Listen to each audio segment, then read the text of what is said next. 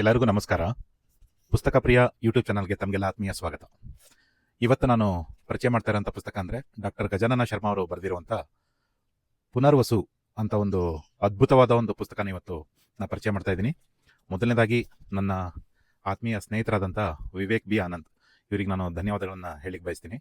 ಯಾಕಂದರೆ ಕೆಲವರು ಪುಸ್ತಕನ ಓದ್ಬಿಟ್ಟು ಇದನ್ನು ಎಲ್ರಿಗೂ ಪರಿಚಯ ಮಾಡಿಕೊಡಿ ಅಂತ ಯೂಟ್ಯೂಬ್ ಏನು ವೀಡಿಯೋಸ್ನ ಹಾಕ್ತಾ ಇರ್ತೀನಿ ನಮ್ಮ ಪುಸ್ತಕ ಪ್ರಿಯ ಚಾನಲಲ್ಲಿ. ಅದ್ರ ಕಮೆಂಟಲ್ಲಿ ಕೆಲವರು ಹೇಳ್ತಾರೆ, ಕೆಲವರು ಮೌಖಿಕವಾಗಿ ಹೇಳ್ತಾರೆ. ಈ ಥರ ನಮ್ಮ ಫ್ರೆಂಡ್ ಸರ್ಕಲಲ್ಲೂ ಫೋನ್ ಎಲ್ಲ ಮಾಡಿದಾಗ ಕೆಲವರು ಹೇಳ್ತಾ ಇರ್ತಾರೆ. ಬಟ್ ಇವ್ರು ಏನು ಮಾಡಿದ್ದಾರೆ ಅಂದರೆ, ಫಸ್ಟ್ ಈ ಪುಸ್ತಕ ನನಗೆ ಕಳಿಸ್ಬಿಟ್ಟಿದ್ದಾರೆ ಮನೆಗೆ, ಆಮೇಲೆ ಹೇಳಿದ್ದಾರೆ ಇದನ್ನು ಒಂದ್ಸಲ ಓದಬೇಕು, ಆಮೇಲೆ ಈ ಥರ ನಿಮ್ಮ ಒಂದು ಯೂಟ್ಯೂಬ್ ಚಾನಲಲ್ಲಿ ಹಾಕ್ಬೇಕಂತ ಆಮೇಲೆ ಹೇಳಿದ್ದಾರೆ. ಸೊ ಅವ್ರಿಗೆ ನಾನು ಧನ್ಯವಾದಗಳನ್ನು ಹೇಳಲಿಕ್ಕೆ ಬಯಸ್ತೀನಿ. ಮೊದಲನೇದಾಗಿ, ನಾವೆಲ್ಲ ಸಿಗಂದೂರಿಗೆ ಸುಮಾರು ಸಲ ಹೋಗಿದ್ದೀವಿ. ನೀವು ಹೋಗಿರ್ತೀರಿ, ಹೋಗಿಲ್ಲ ಅಂದರೆ ಹೋಗಿ ಬನ್ನಿ. ಇವಾಗ ತುಂಬ ಒಳ್ಳೆ ಬ್ರಿಡ್ಜ್ ಆಗಿದೆ. ಏನಕ್ಕೆ ಸಿಗಂದೂರು ವಿಚಾರ ಮಾತಾಡ್ತಾ ಇದ್ದೀನಿ, ಈ ಒಂದು ಪುಸ್ತಕನ ಪರಿಚಯ ಮಾಡೋ ವಿಚಾರವಾಗಿ ಅಂದರೆ, ನಾವೆಲ್ಲ ಈ ಬ್ರಿಡ್ಜ್ ಆಗೋಕ್ಕಿಂತ ಮುಂಚೆ ಈ ಫೆರ್ರಿ ಅಥವಾ ಈ ಲಾಂಚ್ ಅಂತ ಏನೋ ಹೇಳ್ತೀವಿ, ಅದರಲ್ಲೆಲ್ಲ ಹೋಗ್ತಾ ಇದ್ದೀವಿ ಅಲ್ವಾ. ಆ ಲಾಂಚ್ ಮೇಲೆ ಹೋಗಬೇಕಾದ್ರೆ ನಾವು ತುಂಬ ಎಂಜಾಯ್ ಮಾಡ್ಕೊಂಡು ಹೋಗ್ತಾ ಇದ್ವಿ, ಕರೆಕ್ಟಾ? ಸೊ ಈ ಪುಸ್ತಕ ಓದಿದ ಮೇಲೆ ನನಗೇನು ಅನ್ನಿಸ್ತು ಅಂದರೆ, ನಾವೆಲ್ಲ ಲಾಂಚ್ ಮೇಲೆ ಹೋಗ್ತಾ ಇದ್ದಿದ್ದು ಆ ನೀರಿನ ಮೇಲೆಲ್ಲ ಆ ಪೂರ್ವಜರು ಇದ್ರಲ್ಲ ಆ ಒಂದು ಭೂಮಿಲಿ, ಆ ಒಂದು ಪೂರ್ವಜರ ಕಣ್ಣೀರ್ ಮೇಲೆ ಆ ಲಾಂಚ್ ಓಡ್ತಾ ಇತ್ತು ಅನ್ನೋದು ಈ ಒಂದು ಪುಸ್ತಕನ ಓದಿದಾಗ ನಮಗೆ ಗೊತ್ತಾಗ್ತಾ ಹೋಗುತ್ತೆ. ಈ ಒಂದು ಪುಸ್ತಕನ ಎಲ್ಲರೂ, ಫಸ್ಟ್ ಆಫ್ ಆಲ್ ನಮ್ಮ ಪುಸ್ತಕ ಪ್ರಿಯ ಯೂಟ್ಯೂಬ್ ಚಾನಲ್ನ ಪ್ರಮುಖ ಉದ್ದೇಶ ಅಂದರೆ, ಎಲ್ಲರೂ ಈ ಪುಸ್ತಕಗಳನ್ನು ನಾವು ಪರಿಚಯ ಮಾಡಿಕೊಟ್ಟು ದಯಮಾಡಿ ಆ ಒಂದು ಪುಸ್ತಕನ ಪರ್ಚೇಸ್ ಮಾಡಿ ಓದಲಿ ಅನ್ನೋದು ನಮ್ಮದೊಂದು ಉದ್ದೇಶ ಅಲ್ವಾ. ಹಾಗಾಗಿ ನಾನು ಎಲ್ಲ ಸ್ಟೋರಿನೂ ಹೇಳ್ತಾ ಹೋಗಲ್ಲ, ಯಾವುದೇ ಪುಸ್ತಕ ಆಗಲಿ. ಹಾಗಾಗಿ ಈ ಪುಸ್ತಕನೂ ಕೂಡ ತಾವೆಲ್ಲರೂ ಪರ್ಚೇಸ್ ಮಾಡಿ ಓದಲಿ ಅಂತ ನಾನು ಬರೀ ಪ್ರಮುಖ ಅಂಶಗಳನ್ನು ಹೇಳ್ತಾ ಹೋಗ್ತೀನಿ. ಮಲೆನಾಡಿನ ಸೊಗಡೇನಿದೆ, ಆ ಭಾಷೆ ಆಗಿರ್ಬೋದು ಅಥವಾ ಊಟ ತಿಂಡಿ ವಿಚಾರ ಆಗಿರ್ಬೋದು, ಎಲ್ಲದೂ ಕೂಡ ನಿಮಗೆ ಪರಿಚಯ ಆಗಬೇಕಂದ್ರೆ ನಮ್ಮ ಶಿವಮೊಗ್ಗನ ಮಲೆನಾಡಿನ ಹೆಬ್ಬಾಗಿಲು ಅಂತ ಕರೀತಾರೆ. ಸೊ ನಮ್ಮ ಒಂದು ನಾಡು ನೆಲ ಸಂಸ್ಕೃತಿ ಗೊತ್ತಾಗಬೇಕಂದ್ರೆ ದಯಮಾಡಿ ಈ ಪುಸ್ತಕನ ಎಲ್ಲರೂ ಪರ್ಚೇಸ್ ಮಾಡಿ ಓದಬೇಕನ್ನೋದು ನನ್ನ ಒಂದು ರಿಕ್ವೆಸ್ಟು. ಬುಕ್ಕಿನ ಬಗ್ಗೆ ಒಂದು ಪ್ರಮುಖ ಅಂಶಗಳನ್ನು ನೋಡಬೇಕಂದ್ರೆ, ಈ ಜೋಗ್ ಪ್ರಾಜೆಕ್ಟನ್ನ ಈಗೇನು ಆಲ್ರೆಡಿ ಹಿರೇಭಾಸ್ಕರ ಡ್ಯಾಮ್ ಅಥವಾ ಮಡೆನೂರು ಡ್ಯಾಮ್ ಅಂತ ಏನು ಕರಿತೀವಿ, ಅದರ ಒಂದು ಕನ್ಸ್ಟ್ರಕ್ಷನ್ ಬಗ್ಗೆ ಆಲ್ಮೋಸ್ಟ್ ಒಂದು more than 70 to 80% of the book ಹೇಳ್ತಾ ಹೋಗುತ್ತೆ. ಇದರ ಮೇಜರ್ ಇಂಜಿನಿಯರ್ ಬಂದು ಕೃಷ್ಣರಾವ್ ಅಂತ. ಒಂದ್ಸಲ ಏನಾಗುತ್ತೆ, ಸರ್ ಎಂ ವಿಶ್ವೇಶ್ವರಯ್ಯನವರು ಜೋಗ್ ಫಾಲ್ಸಿಗೆ ಬಂದಾಗ ಆ ಒಂದು ಜಲಧಾರೆ ನೋಡಿಬಿಟ್ಟು ವಾಟ್ ಎ ವೇಸ್ಟ್ ಅಂತ ಒಂದು ಉದ್ಗಾರ ತೆಗಿತಾರೆ. ಅಂದರೆ ಅವ್ರ ಪ್ರಕಾರ ಒಂದು ಎಲೆಕ್ಟ್ರಿಸಿಟಿ ಪವರ್ ಸ್ಟೇಷನ್ ಯಾಕೆ ಮಾಡಬಾರ್ದು, ಸುಮ್ಮನೆ ವಾಟರ್ ಎಲ್ಲ ವೇಸ್ಟ್ ಆಗ್ತಾ ಇದೆ ಅಂತ ಒಂದು ಉದ್ಗಾರನ ತೆಗಿತಾರೆ. ಸರಿ, ಅದನ್ನು ಆಗಿನ ಮಹಾರಾಜರಾದಂಥ ದೈವಾಂಶ ಸಂಭೂತ ಅಂತಲೇ ನಾನು ಕರೆಯೋದು, ನಾಲ್ವಡಿ ಕೃಷ್ಣರಾಜ ಒಡೆಯರ್ ಅವರನ್ನ ಭೇಟಿ ಮಾಡಿ ಈ ವಿಚಾರ ಪ್ರಸ್ತಾಪ ಮಾಡಿದಾಗ, ಆವಾಗ ಎಲೆಕ್ಟ್ರಿಸಿಟಿ ಉತ್ಪಾದನೆ ಆಗ್ತಿದ್ದು ಶಿವನ ಸಮುದ್ರ ಅಂತ, ಶಿಂಷಾ ಅಥವಾ ಶಿವನ ಸಮುದ್ರ, ಅಲ್ಲಿ ಉತ್ಪಾದನೆ ಆಗ್ತಿತ್ತು. ಅದು ಆ್ಯಕ್ಚುಲಿ ಆ ಒಂದು ಭಾಗಕ್ಕೆ ಸೀಮಿತ ಆಗ್ತಾ ಇತ್ತು. ಇಡೀ ಮೈಸೂರು ರಾಜ್ಯ ಅಂತ, ಕರ್ನಾಟಕ ಅಂತ ಹೆಸರಾಗೋಕ್ಕಿಂತ ಮುಂಚೆ ಮೈಸೂರು ರಾಜ್ಯ ಅಂತ ಏನಿತ್ತು, ಆ ಎಂಟೈರ್ ಮೈಸೂರು ರಾಜ್ಯಕ್ಕೆ ಸರಬರಾಜು ಮಾಡ್ಲಿಕ್ಕೆ ಸಾಕಾಗ್ತಿರ್ಲಿಲ್ಲ. ಇನ್ನೂ ಅದನ್ನು ಎಕ್ಸ್ಟೆಂಡ್ ಮಾಡಲಿಕ್ಕೆ ಇಲ್ಲಿ ಟ್ರಾನ್ಸ್ಫರ್ ಆಗುತ್ತೆ, ಅದನ್ನು ನಾನು ಮುಂದೆ ಹೇಳ್ತೀನಿ. ಇವ್ರಿಗೆ ಕೃಷ್ಣರಾವನ್ ಅವರಿಗೆ ಟ್ರಾನ್ಸ್ಫರ್ ಆಗುತ್ತೆ. ಆ್ಯಕ್ಚುಲಿ ಇಲ್ಲಿ ಕೃಷ್ಣರಾವನ್ ಅವ್ರು ಏನು ಬರ್ತಾರೆ, ಅವ್ರನ್ನ ಫಸ್ಟಿಗೆ ಓದ್ತಾ ಹೋದಾಗ ಈ ಕಾದಂಬರಿಯ ಒಂದು ಹೀರೋ ಅಂತ ನಾವು ಅನ್ಕೊಂತೀವಿ. ಆದರೆ ಅವರು ಹೀರೋನೂ ಹೌದು, ಪಾಪ, ಇಲ್ಲ ಅಂತಲ್ಲ, ಅವ್ರ ಕೆಲಸ ಅವ್ರು ಮಾಡಿದ್ದಾರೆ ಈ ಒಂದು ಕಾದಂಬರಿಲಿ, ರಿಯಲ್ ಆಗೋ ಅಷ್ಟೇ. ಅದೇ ಮುಂದೆ ಎಲ್ಲೋ ಒಂದು ಕಡೆ ವಿಲನ್ ಆಗ್ಬಿಟ್ರ ಅಂತ, ವೃತ್ತಿನಿಷ್ಠೆ ಮೆರೆದು ವಿಲನ್ ಆಗ್ಬಿಡ್ತಾರ ಅನ್ನೋದೊಂದು ಒಪ್ಕೊಳ್ಳೇಬೇಕಾದಂಥ ಸಂಗತಿ. ಜೋಗ್ ಪ್ರಾಜೆಕ್ಟ್ ಇದೇನು ಬರುತ್ತೆ, ವಿಶ್ವೇಶ್ವರಯ್ಯನವರು ವಾಟೆ ವೇಸ್ಟ್ ಅಂತ ಉದ್ಗಾರ ತೆಗೆದ್ಮೇಲೆ ಅಪ್ರೂವ್ ಆಗುತ್ತೆ. ಒಂದು ಅಥವಾ ಎರಡು ಸಲ ಪ್ರಾಜೆಕ್ಟ್ ಅಪ್ರೂವ್ ಆಗಿ ಮುಂದೆ ಹೋಗಿರಲ್ಲ, ಅವಾಗ ಬ್ರಿಟಿಷ್ ಆಡಳಿತ ಇರುತ್ತೆ. ಇನ್ನೊಂದು ಆಶ್ಚರ್ಯಕರ ಸಂಗತಿ ಏನಂದರೆ, ಈ ಫಾಲ್ಸ್ ಬರೀ ಕರ್ನಾಟಕಕ್ಕಷ್ಟೇ ಅಲ್ಲ, ಮುಂಬೈ ಪ್ರಾಂತ್ಯಕ್ಕೂ ಸೇರಿರುತ್ತೆ. ಅರ್ಧ ಫಾಲ್ಸ್ ಈ ಕಡೆ, ಅರ್ಧ ಆ ಕಡೆ ಪ್ರದೇಶ ಅಂತೇಳಿ ಮುಂಬೈ ಅರ್ಧ ಜಾಗ, ಆ ಒಂದು ಒಟ್ಟು ಟೋಟಲ್ ಜಾಗ ಏನಿದೆ ಜೋಗ್ ಫಾಲ್ಸ್ ಇತ್ತು, ಅರ್ಧ ಜಾಗ ಈ ಕಡೆ, ಅರ್ಧ ಜಾಗ ಆ ಕಡೆ ಅನ್ನೋ ಒಂದು ಮುಂಬೈ ಪ್ರಾಂತ್ಯಕ್ಕೂ ಸೇರಿರುತ್ತೆ. ಅದು ಕೂಡ ನಮಗೆ ಗೊತ್ತಿರಲಿಲ್ಲ, ಈ ಒಂದು ಪುಸ್ತಕ ಓದಿದ ಮೇಲೆ ಗೊತ್ತಾಗಿದ್ದು. ಸೊ ಸರ್ವೆ ಎಲ್ಲ ಮಾಡ್ತಾರೆ 4-5 ಕಡೆ. ಹೊನ್ನೆಮರಡು ಮತ್ತು ಹಿರೇಭಾಸ್ಕರ ಅನ್ನೋದು 2 ಜಾಗ ಫೈನಲೈಸ್ ಮಾಡಿರ್ತಾರೆ. ಮರಳು ಮಣ್ಣಿನ ಕ್ವಾಲಿಟಿ ಅದೆಲ್ಲ ಚೆಕ್ ಮಾಡಿದಾಗ ಹೊನ್ನೆಮರಡುನಲ್ಲಿ ಮಾಡಬೇಕು ಅಂತ ಅಂದ್ಕೊಂಡಿರ್ತಾರೆ. ಬಟ್ ಅವ್ರು ಅಂದ್ಕೊಂಡಿದ್ದು ಎಕ್ಸ್ಪೆಕ್ಟೆಡ್ ಸೈಜ್ ಏನು ಮಾಡ್ಲಿಕ್ಕೆ ಆಗೋದಿಲ್ಲ. ಅವಾಗ ಅಚಾನಕ್ಕಾಗಿ ಇನ್ನೊಂದು ಜಾಗ ಸಿಗುತ್ತೆ, ಮಡೆನೂರು ಅಂತ. ಅಲ್ಲಿ ಡ್ಯಾಮ್ ಕಟ್ಲಿಕ್ಕೆ ಬೇಕಾಗಿರೋಂಥ ಎಲ್ಲ ಪೂರಕವಾದ ವಾತಾವರಣ ಇರುತ್ತೆ. ಆ ಶರಾವತಿ ನದಿ ಏನಿದೆ, 2 ಬೆಟ್ಟಗಳ ನಡುವೆ ಒಂದು ಕಿರಿದ ದಾರಿಲಿ ಹಾದು ಹೋಗ್ತಾ ಇರುತ್ತೆ. ಆ ಭಾಗದ ಹೆಸರು ಮಡೆನೂರು ಅಂತ. ಆ ಮಡೆನೂರಲ್ಲೇ ಡ್ಯಾಮ್ ಇನ್ನೇನು ಫೈನಲೈಸ್ ಮಾಡಿಬಿಡೋಣ ಅನ್ನೋದೊಂದು ತೀರ್ಮಾನಕ್ಕೆ ಬರ್ತಾರೆ. ಅದೇ ರೀತಿ ಈ ಥರ ಹಲವಾರು ಟೆಕ್ನಿಕಲ್ ಆಸ್ಪೆಕ್ಟ್ಸ್ ಎಲ್ಲ ಹೋಗಿ ಚೆಕ್ ಮಾಡ್ತಾರೆ. ಅಂದರೆ ಅಲ್ಲಿ ಜಿಯೋಲಾಜಿಕಲ್ ಡಿಪಾರ್ಟ್ಮೆಂಟ್ ಅವರು ಸ್ಯಾಂಡ್ ಟೆಸ್ಟಿಂಗ್ ಮಾಡ್ತಾರೆ, ಶಿಲಾಪದರಗಳು ಏನಾರು ಇದಾವ ಅಂತ ನೋಡ್ತಾರೆ, ನೆಲ ಗಟ್ಟಿಮುಟ್ಟಾಗಿದಾವ ಅಂತ ನೋಡ್ತಾರೆ. ಅದೇ ರೀತಿ ಇನ್ನೊಂದು ಮೇಜರ್ ವಿಚಾರಗಳು ಇಲ್ಲಿ ಏನೇನು ನಡೆಯುತ್ತೆ ಅಂದರೆ, ಈ ಕೃಷ್ಣರಾವ್ ಅಂತ ಏನಿರ್ತಾರೆ 3ನೇ ಸಲ ಬಂದಾಗ ಇದೆಲ್ಲ ನಡೆಯೋದು. 1, 2ನೇ ಸಲ ಬಂದಿರ್ತಾರೆ, ಪ್ರಾಜೆಕ್ಟ್ ಮುಂದೆ ಹೋಗಿರಲ್ಲ. ಅಂದರೆ ಸರ್ವೆ ಲೆವೆಲಲ್ಲೇ ಸ್ಟಾಪ್ ಆಗಿಬಿಟ್ಟಿರುತ್ತೆ. ಇಲ್ಲಿ 3ನೇ ಸಲ ಕೆಲವೊಂದು ಚಾಲೆಂಜಸ್ ಬರುತ್ತೆ ಅವರಿಗೆ. ಮೇಜರ್ ಚಾಲೆಂಜ್ ಅವ್ರಿಗೆ ಬರೋದಂದರೆ ಸರ್ ಎಂ ವಿಶ್ವೇಶ್ವರಯ್ಯನವರು ರಿಸೈನ್ ಮಾಡ್ತಾರೆ ದಿವಾನ್ ಪೊಸಿಷನಿಗೆ. ಅವಾಗ ಅವರ ಕೃಷ್ಣರಾವನ್ ರಿಪೋರ್ಟ್ ಮಾಡ್ಕೊತಿರ್ತಾರಲ್ಲ ಕಡಂಬಿ ಅಂತ, ಅವ್ರಿಗೆ ದಿಕ್ಕೆ ತೋಚ್ದಂಗಾಗಿ ಅವರು ಇನ್ನೇನು ರಿಸೈನ್ ಮಾಡ್ಬೇಕಂತ ಹೊರಟು ಅವರು ಕೂಡ ರಿಸೈನ್ ಮಾಡ್ತಾರೆ. ಆಮೇಲೆ ಫೋರ್ಬ್ಸ್ ಅಂತ ಕಡಂಬಿ ಅವ್ರು ರಿಪೋರ್ಟ್ ಮಾಡ್ಕೊತಿರ್ತಾರಲ್ಲ, ಫೋರ್ಬ್ಸ್ ಅಂದರೆ ಚೀಫ್ ಇಂಜಿನಿಯರ್, ಮತ್ತು ಅವರು ಮೋಟಿವೇಟ್ ಮಾಡ್ಲಿಕ್ಕೆ ಟ್ರೈ ಮಾಡ್ತಾರೆ ಕಡಂಬಿ ಅವರಿಗೆ. ಇಲ್ಲ, ನಾನು ಹೋಗ್ಲೇಬೇಕಂತ ಡಿಸೈಡ್ ಮಾಡಿದ್ದೀನಿ ಅಂತ ಅವರು ಬಿಟ್ಟೋಗ್ತಾರೆ ಒಂದು ಪೊಸಿಷನಿಂದ. ಅವ್ರ ಕೈ ಕೆಳಗೆ ಫೋರ್ಬ್ಸ್ ಅವ್ರ ಕೈ ಕೆಳಗೆ ಕಡಂಬಿ ಅವರು, ಅವ್ರ ಕೈ ಕೆಳಗೆ ಇವರು ಕೃಷ್ಣರಾವ್ ಅಂತ, ಇದೊಂದು ಹೈರಾಕಿ ಆ ರೀತಿ ಇರುತ್ತೆ. ಕೊನೆಗೆ ಇವರ ತಲೆ ಮೇಲೆ ಫುಲ್ ವರ್ಕ್ ಬರುತ್ತೆ ಕೃಷ್ಣರಾವನ್ ಅವ್ರ ಮೇಲೆ. ಒಂದು ದಿನ ಹೊನ್ನೆಮರಡು ಅನ್ನೋ ಒಂದು ಜಾಗದಲ್ಲಿ ಸರ್ವೆ ವರ್ಕ್ ನಡೆಸ್ತಾ ಇರ್ತಾರೆ. ಅವಾಗ ದೋಣಿಲಿ ಒಂದು ಸ್ವಲ್ಪ ಜನ ಬರ್ತಾರೆ. ಅದು ಹೊನ್ನೆಮರಡು ಅಂದರೆ ಶರಾವತಿ ನದಿ ದಡದಲ್ಲೇ ಇರುವಂಥ ಒಂದು ಪ್ರದೇಶ, ಅಲ್ಲಿಗೆ ಆ ಹೊಳೆ ಹತ್ರ ಆಗುತ್ತೆ. ಆ ದೋಣಿಲಿ ಕೆಲವೊಂದು ಹಳ್ಳಿ ಜನ ಬಂದಾಗ ನೀವು ಯಾರು ಏನು ಅಂತ ವಿಚಾರಿಸಿದಾಗ ಒಬ್ಬರು ದತ್ತಪ್ಪ ಹೆಗಡೆ ಅನ್ನೋರು ಪರಿಚಯ ಆಗ್ತಾರೆ. ಅವರು ಊರು ಬಂದು ಬಾರಂಗಿ ಅಂತ, ಅದು ಹೊನ್ನೆಮರಡುವಿಂದ ಸ್ವಲ್ಪ ದೂರದಲ್ಲೇ ಇರುತ್ತೆ. ಆ ಒಂದು ದತ್ತಪ್ಪ ಹೆಗಡೆ ಅವರೇನು ಪರಿಚಯ ಆಗ್ತಾರೆ, ಅವರು ತುಂಬ ಕಾಂಗ್ರೆಸ್ ಸಂಚಾಲಕರು ಹೌದು. ಅವ್ರನ್ನ ಕಂಡ್ರೆ ತುಂಬ ಗೌರವ.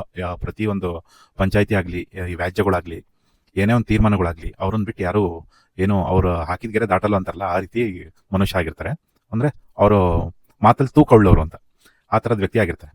ಸೊ ಅದೇ ರೀತಿ ಹಿಂಗೆ ಎಲ್ಲ ಪರಿಚಯ ಮಾಡ್ಕೊತಾರೆ. ಈ ಥರ ಒಬ್ರಿಗೊಬ್ರು ಪರಿಚಯ ಆದಮೇಲೆ ನಾವು ಈ ಥರ ಕೃಷ್ಣರಾವ್ ಅಂತ, ಹಿಂಗೆ ಇದ್ರ ಪ್ರಾಜೆಕ್ಟ್ ಇಂಜಿನಿಯರ್ ನಾನು, ಈ ಥರ ಎಲ್ಲ ಸರ್ಕಾರದಿಂದ ಅಪ್ರೂವ್ ಆಗಿದೆ, ಈಗ ಒಂದು ಡ್ಯಾಮ್ ಕಟ್ಟಿ ಎಲೆಕ್ಟ್ರಿಸಿಟಿ ಉತ್ಪಾದನೆ ಮಾಡಲಿಕ್ಕೆ ಅಂತ ಈ ಒಂದು ಸರ್ವೆ ಮಾಡ್ತಾ ಇದೀವಿ, ಈ ಥರ ಎಲ್ಲ ಹೇಳ್ತಾರೆ. ಸರಿ, ಒಂದ್ಸಲ ಬನ್ನಿ ನಮ್ಮ ಊರಿಗೆ ಅಂತೆಲ್ಲ ಹೇಳ್ತಾರೆ. ಅಲ್ಲಿಗೆ ಬಾರಂಗಿಗೆ ಬನ್ನಿ ಅಂತ ಇನ್ವೈಟ್ ಮಾಡ್ತಾರೆ. ಇವರು ಫ್ರೀ ಮಾಡ್ಕೊಂಡು ರಂಗನಾಥನ್ ಅವ್ರ ಜೊತೆ ಹೋಗ್ತಾರೆ. ಬಾರಂಗಿ ದತ್ತಪ್ಪನವ್ರ ಮನೆಗೆ ರಂಗನಾಥ್ ಅವರು ಮತ್ತು ಕೃಷ್ಣರಾವ್, ರಂಗನಾಥ್ ಅಂದರೆ ಇವ್ರು ಕೃಷ್ಣರಾವ್ ಅವರ ಕೊಲೀಗು, ಅವರಿಬ್ಬರು ಅವ್ರ ಮನೆಗೆ ಹೋದಾಗ ಅವರ ಆತಿಥ್ಯಕ್ಕೆ ತುಂಬ ಮನಸ್ಸು ಹೋಗ್ಬಿಡ್ತಾರೆ. ಮತ್ತು ಅವ್ರ ಜನ ಮಾತಾಡೋ ರೀತಿ, ನೀತಿ, ನಡ್ಕೊಳ್ಳೋ ರೀತಿ, ಎಷ್ಟು ಸೌಜನ್ಯ ಇರ್ತಾರೆ, ಅದನ್ನೆಲ್ಲ ನೋಡಿ ತುಂಬ ಮನಸ್ಸೋಲ್ತಾರೆ. ಹೊಸದ ಅವರು ಜೋಗಕ್ಕೆ ಬಂದಾಗ ಅವ್ರನ್ನೂ ಕರ್ಕೊಂಡು ಹೋಗ್ತಾರೆ. ಆ ಹೊಸದ ಅವ್ರನ್ನಂತೂ ಯಾವ ರೀತಿ ಟ್ರೀಟ್ ಮಾಡ್ತಾರೆ ಅಂದರೆ, ಸ್ವಂತ ಮಗಳನ್ನೂ ಆ ರೀತಿ ನೋಡ್ಕೊಳಲ್ಲ, ಅಷ್ಟು ನೀಟಾಗಿ ನೋಡ್ಕೊತಾರೆ ಎಲ್ಲರೂ. ತುಂಗಕಯ್ಯ ಅಂತ ಒಬ್ರು ಇರ್ತಾರೆ, ಅಂದರೆ ಅವರ ಹಸ್ಬೆಂಡು ತೀರ್ಕೊಂಡಾದ್ಮೇಲೆ ಇವರ ದತ್ತಪ್ಪನವ್ರ ಅಕ್ಕ ಅವರು ಆ್ಯಕ್ಚುಲಿ ಅವರು ಈ ಮನೆಗೆ ಬಂದು ಉಳ್ಕೊಂಡಿರ್ತಾರೆ ಅವ್ರ ಗಂಡ ಸತ್ತ ಮೇಲೆ. ಮಲೆನಾಡು ಭಾಗದಲ್ಲಿ ಯಾವ ರೀತಿ ನೆಂಟರನ್ನಾಗಲಿ ಅತಿಥಿಗಳನ್ನಾಗಲಿ ನೋಡ್ಕೊತಾರೆ ಅನ್ನೋದು ಒಂದು ತುಂಬ ಚೆನ್ನಾಗಿ ಎಕ್ಸ್ಪ್ಲೇನ್ ಮಾಡಿದ್ದಾರೆ ಈ ಬುಕ್ಕಲ್ಲಿ. ಆಮೇಲೆ ನಾನು ಮುಂಚೆನೇ ಹೇಳಿದಾಗೆ ವಸುಧಾ ಅವ್ರನ್ನ ತುಂಬ ಚೆನ್ನಾಗಿ ನೋಡ್ಕೊಂಡಾದ್ಮೇಲೆ ಹಿಂಗೆ ಮಕ್ಕಳು ಆಗಿಲ್ಲ ಅನ್ನೋದೊಂದು ಗೊತ್ತಾಗುತ್ತೆ. ಇನ್ನು ಸೊ 3 ಸಲ ಗರ್ಭಪಾತ ಆಗಿರುತ್ತೆ ಅವರಿಗೆ, ವಸುಧಾ ಅನ್ನೋರಿಗೆ.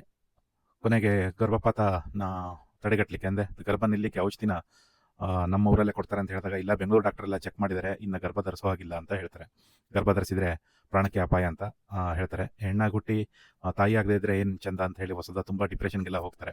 ಅದಾದಮೇಲೆ ದತ್ತಪ್ಪ ಹೆಗಡೆ ಅವರು ನಮ್ಮ ಇವರ ತಂದೆ ತಾಯಿಯವ್ರನ್ನೆಲ್ಲ ಒಪ್ಪಿಸಿ ಗರ್ಭ ನಿಲ್ಲಿಕ್ಕೆ ಅವ್ರ ಊರಲ್ಲೇ ಗಣೇಶ್ ಭಟ್ರು ಅಂತ ಒಬ್ರು ಇರ್ತಾರೆ, ಅವ್ರ ಕೈಯಲ್ಲಿ ಔಷಧಿ ಕೊಡಿಸ್ತೀನಿ ಅಂತ ಹೇಳಿ, ಅವ್ರ ಜವಾಬ್ದಾರಿ ತೊಗೊಂಡು ಏನಾದ್ರು ಹೆಚ್ಚು ಕಮ್ಮಿ ಆದರೆ ನಾನು ಜವಾಬ್ದಾರಿ ಅಂತ ಹೇಳಿ, ವಸುಧಾ ಬೇರೆಲ್ಲ ನನ್ನ ಮಗಳು ಬೇರೆಲ್ಲ ಅಂತ ಹೇಳಿ ತುಂಬ ಅವ್ರನ್ನೆಲ್ಲ ಒಪ್ಪಿಸಿ, ಗೋವರ್ಧನ್ ರಾವ್ ಅಂತ ಕೃಷ್ಣರಾವ್ ಅವರಪ್ಪ ಅವ್ರನ್ನೆಲ್ಲ ಒಪ್ಪಿಸಿ, ಈ ಕಡೆ ಇವ್ರ ತಂದೆ ತಾಯಿ ವಸುಧಾ ಅವರ ತಂದೆ ತಾಯಿ ಅವ್ರನ್ನೆಲ್ಲ ಒಪ್ಪಿಸಿ ಕರ್ಕೊಂಡೋಗಿ ಔಷಧಿ ಕೊಡಿಸ್ತಾರೆ. ಗರ್ಭ ನಿಲ್ಲುತ್ತೆ. ಪುನರ್ವಸು ಅಂತ ಇವರೇ ಹೆಸರಿಡ್ತಾರೆ, ಯಾಕಂದರೆ ರಾಮ ಹುಟ್ಟಿದ ನಕ್ಷತ್ರ ಅದು. ಅದಿತಿ ಅಂತೇನು ದೇವತೆಗಳ ಪ್ರಮುಖರು ಯಾರಿರ್ತಾರೆ ಅವರು ಪುನರ್ವಸು ಅಂತ ನಕ್ಷತ್ರ ಲೋಕದಲ್ಲೇ ವಸುಂಧರೆ, ಭೂಮಿ ಏನು ತನ್ನ ಸಾರ ಎಲ್ಲ ಕಳ್ಕೊಂಡಾಗ ನಕ್ಷತ್ರ ಲೋಕ ಪುನರ್ವಸು ನಕ್ಷತ್ರ ಲೋಕಕ್ಕೆ ಕರ್ಕೊಂಡು ಹೋಗಿ ಯಾಗ ಮಾಡಿಸ್ದಾಗಲೇ ಮತ್ತೆ ನಮ್ಮ ಭೂಮಿ ವಾಪಸ್ ತನ್ನ ಸಾರ ಎಲ್ಲ ಪಡ್ಕೊಳುತ್ತೆ. ಅದೇ ರೀತಿ ಮಗುನೂ ಕೂಡ ವಸುಧಾ ಇನ್ನೇನು ತನ್ನ ಲೈಫೇ ಮುಗಿತು ಅಂದ್ಕೊಂಡಾಗ ಈ ಮಗು ಜನನ ಆಗಿತ್ತಲ್ವಾ, ಸೊ ಹಾಗಾಗಿ ಪುನರ್ವಸು ಅಂತ ಹೆಸರಿಡಿ ಅಂತ ಅವರೇ ಹೇಳ್ತಾರೆ. ಪುನರ್ವಸು ಅಂತ ಅದೇ ಹೆಸರು ಫೈನಲ್ ಆಗುತ್ತೆ. ಈ ಕಡೆ ಪ್ರಾಜೆಕ್ಟ್ ಕಡೆ ಬಂದರೆ ವಿಶ್ವೇಶ್ವರಯ್ಯನವರು ರಿಸೈನ್ ಮಾಡಿದ್ರು ಅಂತ ಹೇಳಿದ್ನಲ್ಲ, ಇನ್ನೊಂದು ಸಲ ರಿಜೈನ್ ಆಗೋ ಪ್ರಸಂಗ ಬರುತ್ತೆ. ಈಗೇನಾಗುತ್ತೆ ಅಂದರೆ ಫೋರ್ಬ್ಸ್ ಅವರು ರಿಟೈರ್ಡ್ ಆಗ್ತಾರೆ. ಅವಾಗಂತೂ ತುಂಬ ಇವರು ಒಂಥರ ಗದ್ಗದಿತರಾಗ್ಬಿಡ್ತಾರೆ. ಕೃಷ್ಣರಾವ್ ಅವರು ನಿಮ್ಮಿಂದ ತುಂಬ ಕಲ್ತಿದ್ದೀನಿ ಅಂತ ಅವರು ವಿದಾಯ ಹೇಳಿ ಅವರಿಗೆ ಆ ಜಾಗಕ್ಕೆ ಗಣೇಶ್ ಅಯ್ಯರ್ ಅನ್ನೋರು ಬರ್ತಾರೆ. ಮೊದಲೇ ಹೇಳಿದಾಗೆ ಒಂದು ಜಾಗನ ಫೈನಲ್ ಏನು ಮಾಡ್ತಾರೆ, ಮಡೆನೂರು ಅನ್ನೋ ಜಾಗನ, ಅಲ್ಲಿ ಡ್ಯಾಮ್ ಎಲ್ಲ ಕಟ್ಟಬೇಕಂತ ಫೈನಲ್ ಆದಮೇಲೆ ನಾಲ್ವಡಿ ಕೃಷ್ಣರಾಜ ಒಡೆಯರ್ ಪ್ರಭುಗಳು ಕೈಯಲ್ಲಿ ಒಂದು ಅಡಿಗಲನ್ನು ಇಡಿಸ್ತಾರೆ. ಆ ಒಂದು ಫಂಕ್ಷನ್ ತುಂಬ ಜೋರಾಗುತ್ತೆ. ಆ ಫಂಕ್ಷನಿಗೆ ಸರ್ ಮಿರ್ಜಾ ಇಸ್ಮಾಯಿಲ್ ಅವರು ಬಂದಿರ್ತಾರೆ. ನಾಲ್ವಡಿ ಕೃಷ್ಣರಾಜ ಒಡೆಯರ್ ಅವರು ಆ ಪ್ರದೇಶಕ್ಕೆ ಬಂದು ಅಡಿಗಲ್ನಿಟ್ಟು ಪೂಜೆ ಮಾಡಿಸ್ತಾರೆ. ಒಂದು ಯಾಗ ಯಜ್ಞ ಎಲ್ಲ ಮಾಡಿಸ್ತಾರೆ. ಅದ ಭಾಷಣ ಟೈಮಲ್ಲಿ ಹೇಳ್ತಾರೆ, ಯಾರು ಏನು ಹೆದರ್ಕೋಬೇಕಾಗಿಲ್ಲ, ಏನೇನು ಮುಳುಗಡೆ ಆಗುತ್ತೆ ಈ ಊರು ಕಡೆ ಎಲ್ಲ ಅವರಿಗೆ ಪರ್ಯಾಯ ವ್ಯವಸ್ಥೆ ನಾವು ಮಾಡೇ ಮಾಡ್ತೀವಿ ಅಂತ ಮಹಾರಾಜರು ಹೇಳ್ತಾರೆ. ಎಲ್ರಿಗೂ ಸಂತೋಷ ಆಗುತ್ತೆ. ಇದೇ ಟೈಮಲ್ಲಿ ದತ್ತಪ್ಪ ಹೆಗಡೆಯವರು ಕೂಡ ಪ್ರಾಜೆಕ್ಟಿಗೆ ತುಂಬ ಸಪೋರ್ಟ್ ಮಾಡ್ತಾರೆ. ಅಂದರೆ ಬಾರಂಗಿಲ್ಲೇ ವೀರೇಶ್ವರ ದೇವಸ್ಥಾನ ಅಂತ ಇರುತ್ತೆ, ಅಲ್ಲಿ ಮೀಟಿಂಗ್ ಮಾಡಿ ಎಲ್ಲರನ್ನೂ ಒಪ್ಪಿಸಿ, ಏನಾದರೂ ಕುಂದು ಕೊರತೆ ಇದ್ದರೆ ಮಿರ್ಜಾ ಇಸ್ಮಾಯಿಲ್ ಅವ್ರನ್ನಾಗಲಿ ಅಥವಾ ಅವ್ರ ಕಡೆ ಫೋರ್ಬ್ಸ್ ಅವರಿಗಾಗಲಿ ವಿಚಾರನ ಡಿಸ್ಕಷನ್ ಮಾಡ್ಕೊಳ್ಳಿ ಅಂತಲೇ ಮೀಟಿಂಗ್ ಅವರೇ ಅರೇಂಜ್ ಮಾಡಿರ್ತಾರೆ. ಊಟದ ವ್ಯವಸ್ಥೆ ಎಲ್ಲ ತಾವಾಗೆ ಮುಂದೆ ನಿಂತು ಮಾಡಿಸಿರ್ತಾರೆ. ಇಷ್ಟೆಲ್ಲ ಸಪೋರ್ಟ್ ಸಿಗುತ್ತೆ. ಸಪೋರ್ಟ್ ಇಷ್ಟೆಲ್ಲ ಸಿಕ್ಕ ಮೇಲೆ ಕೆಲಸ ತಾನಾಗೆ ಸಲೀಸಾಗೆ ನಡೆಯುತ್ತೆ ಅಂದಾಗ ಇನ್ನೊಂದು ಚಾಲೆಂಜ್ ಬರುತ್ತೆ. ಮಿರ್ಜಾ ಇಸ್ಮಾಯಿಲ್ ಅವರು ರಿಸಿಗ್ನೇಷನ್ ಕೊಟ್ಬಿಡ್ತಾರೆ. ಜಯಚಾಮರಾಜೇಂದ್ರ ಅದಕ್ಕಿಂತ ಮುಂಚೆ ನಾಲ್ವಡಿ ಕೃಷ್ಣರಾಜ ಒಡೆಯರ್ ಪ್ರಭುಗಳು ತೀರ್ಕೊಂತಾರೆ. ಆ ಕಾಲಮೃತ್ಯುಗೆ ಒಳಗಾದ್ಮೇಲೆ ಜಯಚಾಮರಾಜೇಂದ್ರ ಅವರು ಒಡೆಯರ್ ಅವ್ರೇನಿರ್ತಾರೆ ಅವ್ರಿಗೂ ಮತ್ತೆ ಮಿರ್ಜಾ ಇಸ್ಮಾಯಿಲ್ ಅವ್ರಿಗೂ ಏನೋ ಒಂದು ಸ್ವಲ್ಪ ಭಿನ್ನಾಭಿಪ್ರಾಯ ಬಂದು ಇವರು ರಿಸೈನ್ ಮಾಡ್ತಾರೆ, ಮಿರ್ಜಾ ಇಸ್ಮಾಯಿಲ್ ಸರ್. ಅದಾದಮೇಲೆ ಕೃಷ್ಣರಾವ್ ಅವರಿಗೆ ಇನ್ನೇನು ಇದು ಪ್ರಾಜೆಕ್ಟ್ ಆಗುತ್ತಾ ಇಲ್ವೋ ಅನ್ನೋ ಒಂದು ಭಯ ಇರುತ್ತೆ. ಬಟ್ ನಡ್ಕೊತ ಹೋಗುತ್ತೆ, ಒಂದು ಸ್ವಲ್ಪ ನಿಧಾನ ಆದರೂ ಕೂಡ ನಡ್ಕೊತ ಹೋಗುತ್ತೆ ಪ್ರಾಜೆಕ್ಟು. ಇದಾದಮೇಲೆ ಫೋರ್ಬ್ಸ್ ಅವರು ರಿಟೈರ್ ಆದ್ರು ಅಂತ ಏನು ಹೇಳಿದ್ರಲ್ಲ, ಆ ಜಾಗಕ್ಕೆ ಗಣೇಶ್ ಅಯ್ಯರ್ ಅನ್ನೋರು ಬಂದಿರ್ತಾರೆ. ಒಂದು ಸಿಫಾನ್ ಡ್ಯಾಮ್, ಸಿಫಾನ್ ಅಂತ ಹೇಳಿದ್ರೆ ಗ್ರಾವಿಟಿ ಜಾಸ್ತಿ, ಗ್ರಾವಿಟಿ ಪವರಿಂದನೇ ಎಕ್ಸಸ್ ಆಗಿರೋ ವಾಟರ್ ಹೊರಗಡೆ ಹೋಗುವಂಥದ್ದು. ನೀವು ಚಿತ್ರದಲ್ಲಿ ನೋಡ್ಬೋದು, ಸೈಫಾನ್ ಟೈಪ್ ಡ್ಯಾಮ್ ಅಂತ. ಇದು ಈಗಲೂ ಮಡೆನೂರಲ್ಲಿದೆ. ಆ್ಯಕ್ಚುಲಿ ಇದು ಇದೆ ಅಂತಲೂ ಹೇಳ್ಬೋದು, ಇಲ್ಲ ಅಂತಲೂ ಹೇಳ್ಬೋದು. ಯಾಕೆ ಅಂತ ನಾನು ಹೇಳ್ತೀನಿ, ಇದೇ ಅದ್ರ ವಿಶೇಷತೆ. ಈ ವಿಡಿಯೋ ಪೂರ್ತಿ ನೋಡಿದ್ರೆ ನಿಮಗೆ ಗೊತ್ತಾಗ್ತಾ ಹೋಗುತ್ತೆ. ಯಾವಾಗ ಕೃಷ್ಣರಾವ್ ಅವರು ಈ ಒಂದು ಪ್ರಾಜೆಕ್ಟ್ ಕಂಪ್ಲೀಟ್ ಮಾಡ್ತಾರೆ ಮಡೆನೂರು ಡ್ಯಾಮ್ನ, ಇವರೊಂದು ಆ್ಯಟಿಟ್ಯೂಡೇ ಚೇಂಜ್ ಆಗಿಬಿಡುತ್ತೆ. ಆ ಒಂದು ಇನಾಗ್ರೇಷನ್ ಫಂಕ್ಷನಲ್ಲಿ ಕರ್ನಾಟಕದ ಪ್ರಪ್ರಥಮ ಮುಖ್ಯಮಂತ್ರಿ ಕೆ ಸಿ ರೆಡ್ಡಿ ಅವರು ಬಂದು ಇನಾಗ್ರೇಷನ್ ನಡೆಸ್ಕೊಡ್ತಾರೆ. ತುಂಬ ವಿಜೃಂಭಣೆ ನಡೆಯುತ್ತೆ ಫಂಕ್ಷನ್ನು. ಆ ಒಂದು ಕೆ ಸಿ ರೆಡ್ಡಿ ಅವರು ಮಾತಾಡ್ತಾ ಸ್ಪೀಚಲ್ಲಿ ಹೇಳ್ತಾರೆ, ಆ ಫಂಕ್ಷನಿಗೆ ದತ್ತಪ್ಪ ಹೆಗಡೆ ಅವರು ಬಂದಿರ್ತಾರೆ. ಆ ಸ್ಪೀಚಲ್ಲಿ ಈ ಮಡೆನೂರು ಡ್ಯಾಮ್ ಏನಿದೆಯಲ್ಲ, ಇದಕ್ಕಿಂತ ಇನ್ನೂ ಹೆಚ್ಚಿನ ಒಂದು ಶಕ್ತಿ ಶರಾವತಿ ನದಿಗಿದೆ, ಅದನ್ನು ನಾವು ಸಮರ್ಪಕವಾಗಿ ಬಳಸ್ಕೊಳಕ್ಕಾಗಲಿಲ್ಲ, ಈಗ ಇನ್ಮೇಲೆ ಬಳಸ್ಕೋಬೋದು ಅಂತೆಲ್ಲ ಆ ಒಂದು ಅರ್ಥದಲ್ಲಿ ಮಾತಾಡ್ತಾರೆ. ಇಲ್ಲಿ ದತ್ತಪ್ಪ ಹೆಗಡೆ ಅವರಿಗೆ ಹೆದರಿಕೆ ಆಗ್ಬಿಡುತ್ತೆ, ಏನಿದೆ ಈ ಥರ ಮಾತಾಡ್ತಾರೆ ಅಂತ. ಯಾಕಂದರೆ ಬೊಂಬೈ ಪ್ರಾಂತ್ಯದವ್ರ ಹತ್ರನೂ ಮುಂಚೆ ಪರ್ಮಿಷನ್ ತೊಗೊಂಡೆ, ಯಾಕಂದರೆ ಜೋಗದ ಪ್ರದೇಶ ಅವರಿಗೂ ಸ್ವಲ್ಪ ಸೇರಿರುತ್ತಲ್ವಾ. ಸೊ ಅಲ್ಲಿ ಏನಾಗುತ್ತೆ ಅಂದರೆ 5ನೇ ಒಂದು ಭಾಗ ನೀರು ಮಾತ್ರ ಉಪಯೋಗ ಮಾಡ್ಕೋಬೇಕಂತ ಮಾತುಕತೆ ಆಗಿರುತ್ತೆ. ಈಗ ಹಿಂಗೆ ಮಾತಾಡ್ತಿರಲ್ಲ ಅಂತ ಅನ್ಸುತ್ತೆ. ಅವಾಗ ಇನಾಗ್ರೇಷನ್ ಫಂಕ್ಷನ್ ಎಲ್ಲ ಮುಗಿಸ್ಕೊಂಡು ಇವರು ಕೃಷ್ಣರಾವ್ ಅವರು ಇವ್ರ ಮನೆಗೆ ಬಾರಂಗಿ ಮನೆಗೆ ಬಂದಾಗ ಆ ವಿಚಾರನ ಮತ್ತೆ ಕೇಳ್ತಾರೆ. ಹೌದು, ಇವರೊಂಥರ ಆ್ಯಟಿಟ್ಯೂಡ್ ಚೇಂಜ್ ಆಗಿಬಿಟ್ಟಿರುತ್ತೆ ಕೃಷ್ಣರಾವ್ ಅವ್ರದ್ದು. ನಾನು ಅದಕ್ಕೆ ಹೇಳಿದ್ದು, ಇವರು ಹೀರೋ ಥರನೂ ಹೌದು, ವಿಲನ್ ಅಂತಲೂ ಮುಂದೆ ಭಾವಿಸ್ಬೋದು ಅಂತ. ಲಿಂಗನಮಕ್ಕಿ ಅನ್ನೋ ಒಂದು ಊರೇನಿದೆ, ಅಲ್ಲಿ ಕೂಡ ಇನ್ನೂ ದೊಡ್ಡ ಪ್ರಮಾಣದಲ್ಲಿ ಡ್ಯಾಮ್ ಕಟ್ಬಿಟ್ರೆ, ಇದರೊಂದು ಈಗೇನು ಕಟ್ಟಿದ್ದೀವಿ ಡ್ಯಾಮ್ ಅದೇನೂ ಅಲ್ಲ, 5-6 ಪಟ್ಟು ಡ್ಯಾಮ್ ಇನ್ನೂ ದೊಡ್ಡದು ಕಟ್ಟಿದರೆ ಇನ್ನೂ ಹೆಚ್ಚಿನ ಇಡೀ ಕರ್ನಾಟಕಕ್ಕೆ, ಇಡೀ ಮೈಸೂರು ಪ್ರಾಂತ್ಯಕ್ಕೆ ನಾವು ಇದನ್ನು ಬೆಳಕನ್ನು ಕೊಡ್ಬೋದು. ಆ ಥರ ಎಲ್ಲ ಇನ್ನೂ ಕೈಗಾರಿಕೆಗಳು ಜಾಸ್ತಿ ಆಗುತ್ತೆ, ಹಂಗಾಗುತ್ತೆ ಹಿಂಗಾಗುತ್ತೆ ಅಂತ ತುಂಬ ಹೇಳ್ತಾರೆ. ಅವಾಗ ಇವ್ರಿಗೆ ಇನ್ನೂ ಬೇಸರ ಆಗುತ್ತೆ. ಅಂದರೆ ಬಾರಂಗಿ ಮನೆಯೂ ಮುಳುಗೋಗುತ್ತಾ ಅಂತ, ಬಾರಂಗಿ ಊರೇ ಮುಳುಗೋಗುತ್ತಾ ಅಂತ ಕೇಳ್ತಾರೆ. ಹೌದು ಅಂತ ಅವರು ಅವಾಗಲೇ ಹೇಳ್ತಾರೆ. ಇದೊಂದು ತುಂಬ ಮನಕಲ್ಕೋ ಸ್ಟೋರಿ ಅಂತ ಹೇಳಿದ್ರೆ ದೋಣಿ ಗಣಪ ಅಂತ. ಲಿಂಗನಮಕ್ಕಿ ಪ್ರಾಜೆಕ್ಟು ಶುರುವಾಗುತ್ತೆ, ಸರ್ವೆ ಎಲ್ಲ ಆಗಿ ಜಾಗನೂ ಫೈನಲೈಸ್ ಆಗಿ, Mahatma Gandhi power station inauguration ಕೂಡ ಜಯಚಾಮರಾಜೇಂದ್ರ ಒಡೆಯರ್ ಅವರು ಬಂದು ನಡೆಸ್ಕೊಡ್ತಾರೆ. ಅದು ಆ್ಯಕ್ಚುಲಿ ಈ ಒಂದು ಮಾತುಕತೆ ಎಲ್ಲ ನಡೆದು ಜಯಚಾಮರಾಜೇಂದ್ರ ಒಡೆಯರ್ ಮತ್ತು ಕೆ ಸಿ ರೆಡ್ಡಿ ಅವರು ಒಟ್ಟಿಗೆ ಫಂಕ್ಷನಿಗೆ ಬರೋದಂದರೆ ಮಡೆನೂರು ಡ್ಯಾಮು ಮತ್ತು ಮಹಾತ್ಮ ಗಾಂಧಿ ಪವರ್ ಸ್ಟೇಷನ್, ಅದರದ್ದು ಕೂಡ ಇನಾಗ್ರೇಷನ್ ಮಾಡಿದಾಗಲೇ ಬರೋದು. ಈಗ ದೋಣಿ ಗಣಪನ ಸ್ಟೋರಿ ಏನಂದರೆ, ಆ ಒಂದು ತನ್ನ ದೋಣಿಲಿ ಸುಮಾರು ಜನ ಒಂದು ಮಹತ್ತರವಾದಂಥ ವ್ಯಕ್ತಿಗಳನ್ನ, ಸುಮಾರು ಈ ಮಿರ್ಜಾ ಇಸ್ಮಾಯಿಲ್ ಅವರಿಂದ ಹಿಡಿದು ಎಲ್ಲ ಒಂದು ಅವ್ರ ಊರವ್ರನ್ನ ಎಲ್ಲರನ್ನೂ ಸಾಕ್ಸಿರ್ತಾನೆ. ಇವಾಗ ಹೆಂಗಾಗುತ್ತೆ ಅಂದರೆ, ಅಲ್ಲಿ ಪ್ರಾಜೆಕ್ಟ್ ಅಪ್ರೂವ್ ಆದಮೇಲೆ ಲಿಂಗನಮಕ್ಕಿಲಿ ಕೆಲವೊಂದು ಸೇತುವೆಗಳು ಆಗಿರ್ತವೆ, ಬಸ್ಗಳು ಓಡಾಡ್ತಾ ಇರ್ತವೆ. ಈಗ ದೋಣಿನ ಯಾರೂ ಆಶ್ರಯಿಸೋದೇ ಇಲ್ಲ. ಅಪರೂಪಕ್ಕೆ ಒಬ್ಬರು ಇಬ್ಬರು ಬಂದರೂ ಇಲ್ಲದ್ರಿಲ್ಲ. ಈ ಥರ ಅವನು ಜೀವನ ನಡೀತಾ ಇಲ್ಲ ಅನ್ನೋದೊಂದು ಅವನಿಗೆ ಬೇಸರ ಇಲ್ಲ. ಅವಾಗ ಮಧ್ಯರಾತ್ರಿಲೆಲ್ಲ ಬಂದು ಎಬ್ಬಿಸ್ಕೊಂಡು ಕರ್ಕೊಂಡು ಹೋಗ್ತಿದ್ರು ಜನ. ಈಗ ನನ್ನನ್ನು ಮರ್ತೇ ಬಿಟ್ಟಿದ್ದಾರಲ್ಲ ಅನ್ನೋದೊಂದು ತುಂಬ ಅವನಿಗೆ ನೋವು ಕಾಡ್ತಾ ಇರುತ್ತೆ. ಅಂಥ ಟೈಮಲ್ಲಿ ಇನ್ನೊಂದು ಸೆಕ್ಯೂರಿಟಿ, ಆ ಒಂದು ಡ್ಯಾಮ್ ಹಿನ್ನೀರಲ್ಲಿ ಏನಿರುತ್ತೆ ಅಲ್ಲಿ ಪ್ರಾಣಾಪಾಯ ಆಗಬಾರ್ದಂತ ಸೆಕ್ಯೂರಿಟಿನ ಪ್ರಾಜೆಕ್ಟ್ ಕಡೆಯಿಂದ ಇಟ್ಟಿರ್ತಾರೆ. ಅವ್ನು ಬಂದು ಇನ್ಮೇಲಿಂದ ನೀನು ದೋಣಿ ನಡೆಸ್ಬೇಕಂದ್ರೆ ನಮ್ಮ ಇಲಾಖೆ ಕಡೆಯಿಂದ ಪರ್ಮಿಷನ್ ತಗೋಬೇಕು ಅಂತ ಹೇಳಿದಾಗ ಅವನಿಗೂ ತುಂಬ ಒಂಥರ ಜಗಳ ಆಗುತ್ತೆ. ಇಷ್ಟು ದಿನ ನಾವೆಲ್ಲಿ ಇದ್ವಾ, ಸರ್ಕಾರದವರು ಪರ್ಮಿಷನ್ ಏನು ಕೊಟ್ಟಿದ್ರಾ, ಅಥವಾ ಈ ಥರ ಎಲ್ಲ ಒಂದು ಹೆಚ್ಚು ಕಡಿಮೆ ಮಾತುಕತೆ ಎಲ್ಲ ಆಗುತ್ತೆ. ಆ ಊರಿನವ್ರು ಕೂಡ ಆ ಸೆಕ್ಯೂರಿಟಿಗೆ ಸಪೋರ್ಟ್ ಮಾಡಿಬಿಡ್ತಾರೆ. ಇವನಿಗೆ ತುಂಬ ಬೇಜಾರಾಗಿ ಅಲ್ಲೇ ಹೋಗ್ತಿರುವಂಥ ಮುರಾರಿ ಭಟ್ರ ಹತ್ರ ತನ್ನ ನೋವನ್ನೆಲ್ಲ ಹೇಳ್ಕೊತಾನೆ. ಅದೇ ದಿನದಲ್ಲೇ ಸೂಸೈಡ್ ಮಾಡ್ಕೊಂಡ್ಬಿಡ್ತಾನೆ. ಯಾಕಂದರೆ ಅವನಿಗೆ ಗೊತ್ತಿರುತ್ತೆ ಈಗ ಬಾರಂಗಿ ಎಲ್ಲ ಮುಳುಗೋಗುತ್ತೆ. ಅವನ ಮನೆ ಸ್ಟೋರಿನೂ ಬೇರೆ ಇರುತ್ತೆ. ಅಂದರೆ ಮಕ್ಕಳೆಲ್ಲ ಬೇರೆ ಆಗ್ತಾರೆ, ಮಕ್ಕಳು ಬೇರೆ ಕಡೆ ಹೋಗಿರ್ತಾರೆ, ಇವರ ಅಣ್ಣ ತಮ್ಮ ಎಲ್ಲ ಬೇರೆ ಬೇರೆ ಆಗ್ತಾರೆ. ಇನ್ನೇನು ಅವನಿಗೆ ಬದುಕಲ್ಲಿ ಇಂಟ್ರೆಸ್ಟ್ ಇರಲ್ಲ. ಅದೇ ಟೈಮಲ್ಲಿ ಇಂಥ ಘಟನೆಗಳು ನಡೆದು ಅವನದೊಂದು ಮನೆ ಕಲ್ಕೋ ಸ್ಟೋರಿ ನಡೆಯುತ್ತೆ. ಈಗೇನು ಮುಳುಗಡೆ ಆಗುತ್ತೆ ಅಂತ ಬಾರಂಗಿ ಸುತ್ತಮುತ್ತ ಪ್ರದೇಶಗಳಲ್ಲಿ ಮುಳುಗಡೆ ಆಗುತ್ತೆ ಅಂತ ಗೊತ್ತಾದ್ಮೇಲೆ ಪರಿಹಾರದ ದುಡ್ಡು ಅಂತ ಏನು ಕೊಟ್ಟಿರ್ತಾರೆ, ಅಲ್ಲಿ ಸರ್ವೆ ಶುರು ಆದಮೇಲೆ ಜನ ತುಂಬ ಕೆಟ್ಟ ಚಟಗಳು, ಏನು ಇಸ್ಪೀಟು, ಸಿಗರೇಟು ಈ ಥರ ಎಲ್ಲ ಕಲಿತು ಅವರು ದುಡ್ಡನ್ನು ವ್ಯಯ ಮಾಡೋಕ್ಕೆ ಕಲ್ತ್ಬಿಟ್ಟಿರ್ತಾರೆ. ಅದನ್ನೆಲ್ಲ ನೋಡಿ ದತ್ತಪ್ಪ ಹೆಗಡೆ ಅಂತ ಒಬ್ಬರು ಸಜ್ಜನರು, ಹಿರಿಯರು ಎಲ್ಲ ಮರುಕ ಪಡ್ಕೊತಾ ಇರ್ತಾರೆ. ಇದೇ ಟೈಮಲ್ಲಿ ಮುಳುಗಡೆ ಆಗಬಾರ್ದು ಅನ್ನೋ ಒಂದು ಇಂಟೆನ್ಷನ್ ಇಟ್ಕೊಂಡು ಅವ್ರದ್ದೊಂದು ಸಮಿತಿನೂ ಶುರು ಮಾಡ್ತಾರೆ. ಯಾಕಂದರೆ ಇವರು ದತ್ತಪ್ಪ ಹೆಗಡೆ ಅವರು ಕಾಂಗ್ರೆಸ್ಸಿನ ಸಂಚಾಲಕರು ಹೌದು, ಮತ್ತು ಗಾಂಧಿವಾದಿನೂ ಹೌದು, ಗಾಂಧೀಜಿಯವ್ರ ಜೊತೆ ಸತ್ಯಾಗ್ರಹದಲ್ಲೂ ಇದ್ದಂಥವ್ರು. ಇವರೆಲ್ಲ ಒಂದು ಹೋರಾಟ ಸಮಿತಿ ಮಾಡಿಕೊಂಡು MLA MP ಮಿನಿಸ್ಟರ್ಸು ಎಲ್ಲ ಸ್ಟೇಟ್ ಲೆವೆಲಿಂದ ಹಿಡಿದು ಸೆಂಟ್ರಲ್ ಲೆವೆಲ್ವರೆಗೂ ಹೋಗ್ತಾರೆ. ಕೊನೆಗೆ ಪ್ರಧಾನಿಗಳನ್ನು ಭೇಟಿ ಆಗ್ಲಿಕ್ಕೆ ಇವರಿಗೊಂದು ಅಪಾಯಿಂಟ್ಮೆಂಟ್ ಸಿಗುತ್ತೆ. ಇವ್ರಿಗೆ ಬರುವಂಥ ಹರಕ್ ಮುರುಕ್ ಹಿಂದಿನಲ್ಲಿ ಮಾತಾಡ್ತಾರೆ. ಪ್ರಧಾನಿ ಅವರಿಗೆ ಅರ್ಥ ಆಯ್ತೋ ಬಿಡ್ತೋ ಗೊತ್ತಿಲ್ಲ. ಅವರ ಪೇಪರ್ ಓದಬೇಕಾದ್ರೆ ಹೋಗ್ತಾರೆ. ಆ ಒಂದು ಪೇಪರ್ ಓದಿ ಇಟ್ಟ ಮೇಲೆ ಒಂದು ಸಣ್ಣ ಪೇಪರ್ ಚೂರು ತಕೊಂಡು ಆ ಒಂದು ಗ್ಲಾಸಿಗೆ ಹಾಕ್ಬಿಡ್ತಾರೆ. ಅದರ ಅರ್ಥ ಏನು ಅಂತ ಗೊತ್ತಿಲ್ಲದೇ ಇವ್ರು ಬಂದಾಗ ಆಮೇಲೆ ಗೊತ್ತಾಗುತ್ತೆ, ಎಂಟೈರ್ ಆ ಪೇಪರ್ ಶೀಟ್ ಏನಿರುತ್ತೆ ಅಷ್ಟೊಂದು ಶೀಟಲ್ಲಿ ಒಂದು ಸಣ್ಣ ಚೂರು ಹೋಯ್ತಂದ್ರೆ ನಿಮ್ದು ಒಂದು ಹಳ್ಳಿ ಹೋದ್ರೆ ಏನು ದೇಶಕ್ಕೇನು ನಷ್ಟ ಇಲ್ಲ ಅಂತ ಒಂದು ಆಟಿಟ್ಯೂಡ್ ತೋರಿಸ್ಬಿಡ್ತಾರೆ ನೆಹರು ಅವರು ಅಂತ ಹೇಳಿ ದತ್ತಪ್ಪ ಹೆಗಡೆ ಅವರು ತುಂಬ ಬೇಜಾರು ಮಾಡ್ಕೊತಾರೆ. ಆ್ಯಕ್ಚುಲಿ ಇವ್ರು ಹೋಗಿರಲ್ಲ ದತ್ತಪ್ಪ ಹೆಗಡೆ ಅವರು, ಅವರಿಗೆ ಅನಾರೋಗ್ಯದ ಕಾರಣದಿಂದ ನೆಹರು ಅವ್ರನ್ನ ಭೇಟಿ ಮಾಡೋಕ್ಕೆ ಅವ್ರ ಬದಲು ಆಲ್ಟರ್ನೇಟ್ ಬೇರೆ ಜನನ ಕಳಿಸಿರ್ತಾರೆ. ಇದರಲ್ಲಿ ಇನ್ನೊಂದು ಮನಕಲ್ಕೋ ಸ್ಟೋರಿಗಳು ತುಂಬ ಇದಾವೆ. ಅದರಲ್ಲಿ ಮಾದೇ ಭಟ್ರು ಅಂತ ಎಲ್ಲಿಗೆ ಹೋಗ್ತಿದ್ರೆ ಅಂತ ಮುರಾರಿ ಭಟ್ರು ಒಂದ್ಸಲ ಕೇಳಿದಾಗ ನಾನು ಹಿಂಗೆ ಕಾಡಿಗೆ ಹೋಗಿ ಕರಿಬೇವು ಸೊಪ್ಪನ್ನ ತಗೊಂಡು ಮಾರ್ಲಿಕ್ಕೆ ಹೋಗ್ತಾ ಇದ್ದೀನಿ ಜೋಗ ಕಾಲೋನಿಗೆ ಅಂತ, ಕಾಲೋನಿ ಸಂತೆಗೆ ಅಂತ ಹೇಳ್ತಾರೆ. ಒಂದು ಕಾಲದಲ್ಲಿ ಆರಾಮಾಗಿ ಜಮೀನು ಮಾಡ್ಕೊಂಡಿದ್ದವ್ರು ಏನು ಈ ಥರ ಕರಿಬೇವು ಸೊಪ್ಪು ಮಾರ್ಕೊಂಡು ತಿನ್ನೋ ಪರಿಸ್ಥಿತಿ ಬಂದ್ಬಿಡ್ತಲ್ಲ ಅಂತ ಮುರಾರಿ ಭಟ್ರು ತುಂಬ ನೊಂದ್ಕೊಂತಾರೆ. ಸಿಕ್ಕಿಲ್ಲ, ಏನಕ್ಕೆ ಇವರಿಗೆ ಅಂತ ಪರಿಸ್ಥಿತಿ ಬರುತ್ತೆ, ಇವ್ರಿಗೆ ಏನಕ್ಕೆ ದುಡ್ಡು ಸಿಕ್ಕಿರಲ್ಲ ಮಾದೇ ಭಟ್ರಿಗೆ ಅಂದರೆ ಇವರು ಕಾಗದ ಪತ್ರ ಸರಿ ಇರಲ್ಲ. ಅಲ್ಲಿ ಪರಿಹಾರ ದುಡ್ಡೆಲ್ಲ ಕಾಗದ ಪತ್ರ ಬೇಸಿಸ್ ಮೇಲಲ್ವಾ, ಸೊ ಹಾಗಾಗಿ ಅವ್ರಿಗೊಂದು ಅಮೌಂಟ್ ಸಿಕ್ಕಿರಲ್ಲ, ಅವನು ಬೀದಿಗೆ ಬರುವಂಥ ಪರಿಸ್ಥಿತಿ ಬರುತ್ತೆ. ನೆಕ್ಸ್ಟ್ ಕರಪ್ಷನ್ ತುಂಬ ನಡೀತಾ ಇರುತ್ತೆ. ಅಂದರೆ ಹಸುಗಳು ಲೆಕ್ಕಾಚಾರ ಆಗಲಿ, ಆಮೇಲೆ ಮನೆ ಯಾವ ಸ್ಥಿತಿಲಿದೆ ಅದ್ರ ಬೇಸಿಸ್ ಮೇಲೆ ಒಂದು ಪರಿಹಾರದ ಅಮೌಂಟ್ ಕೊಡಬೇಕು ಅನ್ನೋದಾಗಿರುತ್ತೆ. ಕೃಷ್ಣರಾವ್ ಅವರು ಹಿರೇಭಾಸ್ಕರ ಡ್ಯಾಮ್ ಅಥವಾ ಮಡೆನೂರು ಡ್ಯಾಮ್ ಕಟ್ಟಬೇಕಾದ್ರೆ ಆ ಕೆಲಸ ತುಂಬ ಅಚ್ಚುಕಟ್ಟಾಗಿ ಮಾಡಿರ್ತಾರೆ.